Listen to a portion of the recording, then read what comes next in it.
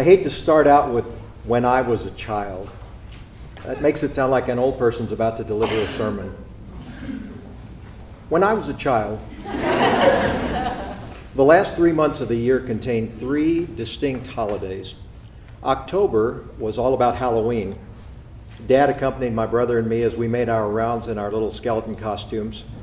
There were no strings of orange electric lights draped over the bushes in those days, just hand-carved, candlelit jack-o'-lanterns on almost every porch.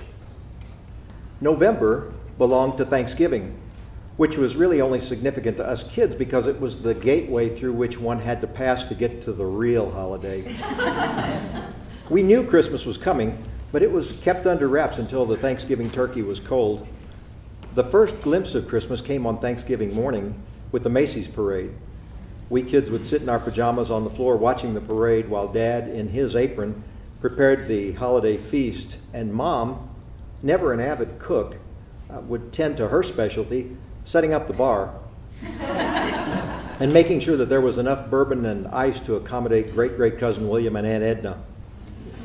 Thanksgiving dinner was a fidgety affair with the same predictable menu we'd be eating again at Christmas, with the same predictable relatives getting in subtle digs at each other before turning on my brothers and me, asking us when we intended to get a haircut, and in later years, when we intended to make honest women of our girlfriends.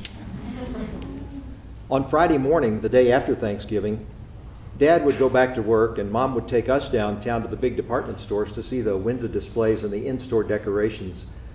It was like the lyrics of Silver Bells, city sidewalks, busy sidewalks, dressed in holiday style. In the air, there really was a feeling of Christmas. There were no malls at that time, no Walmarts or Costco's, so all the action was downtown. Only one department store had a Santa, lending credence to him being the genuine article and sparing parents those hard-to-follow and hard-to-swallow explanations about all the other helpers all over town in Santa suits. It would still be a couple of weeks until mid-December when Dad would decorate the outside of the house and we'd all go pick out a tree. I don't remember when I first became aware of the insidious phenomenon of the blurring of the holidays. I blame the so-called big box stores for turning a once joyfully anticipated day into something ominously labeled Black Friday. Suddenly, a day I had associated with Silver Bells began to more closely resemble the Who concert in Cincinnati. Only hours after supposedly being thankful for what they already had, Walmart shoppers were now trampling each other to get their hands on what they didn't already have. And then radio jumped on the Rush to Christmas bandwagon. Stations which had formerly switched to an all-Christmas format at 6 o'clock on Christmas Eve now started doing so the day after Thanksgiving, if not earlier. Beloved songs which used to stir up seasonal emotions now became irritating after weeks of repetition. By mid-December, my prevailing emotion was an overwhelming desire to strangle Andy Williams, may he rest in peace. Convinced by commercial interests that we were way behind on our holiday preparations, we homeowners began decorating earlier and earlier too. More than one home in my neighborhood this year had their Christmas tree in place in time for Thanksgiving. I visited the neighborhood megastore in mid-October and found that there was already a Christmas section taking up as much space as the Halloween section. I suppose some might see that as a convenience, being able to pick up your Halloween candy and your Christmas lights in a single trip. But when Christmas is on display for nearly a quarter of the year, where's that delicious, torturous anticipation that I got to experience as a child?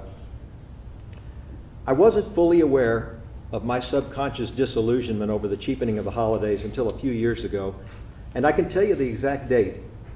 It was November 5th. The temperature in Dallas was in the 80s. I was wearing shorts and picking up Halloween candy, the wrappers left on our lawn by kids who didn't yet understand the meaning of "Don't mess with Texas." As I walked back in the house that day, I heard the radio playing "Rockin' Around the Christmas Tree." My first thought was that either the disc jockey was playing a prank or that this was part of an advanced promotional announcement for some December event.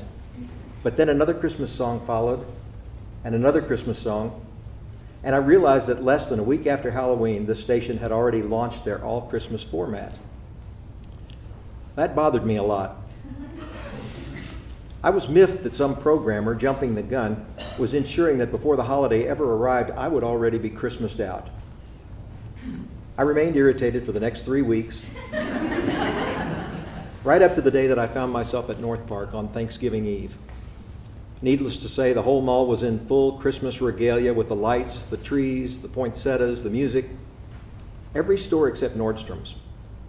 In their window was a big poster with pictures of a turkey and a horn of plenty overflowing with the fruits of the harvest, and these words: "Our store will be decorated for Christmas on Friday, November the 27th. We believe in celebrating one holiday at a time."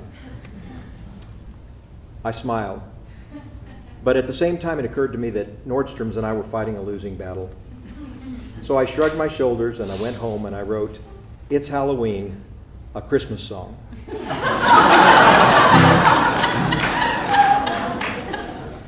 The jack-o'-lantern is almost dead. The trick-or-treaters are all in bed. I'm weary too, but duty calls. Let's nog the eggs and deck the halls. When midnight comes on Halloween, we'll change the orange to red and green. We've heard enough of Monster Mash. Bring on those deer that dance and dash. It's Halloween, let's hang the lights, chop down a tree, play Silent Night. It's Halloween, no time to waste. Christmas will be here in 55 days. As soon as all the ghouls have gone, we'll place the manger out on the lawn. Where shall we put the wise men three? Next to the werewolf against the tree. There used to be another holiday late in the fall, Thanksgiving Day.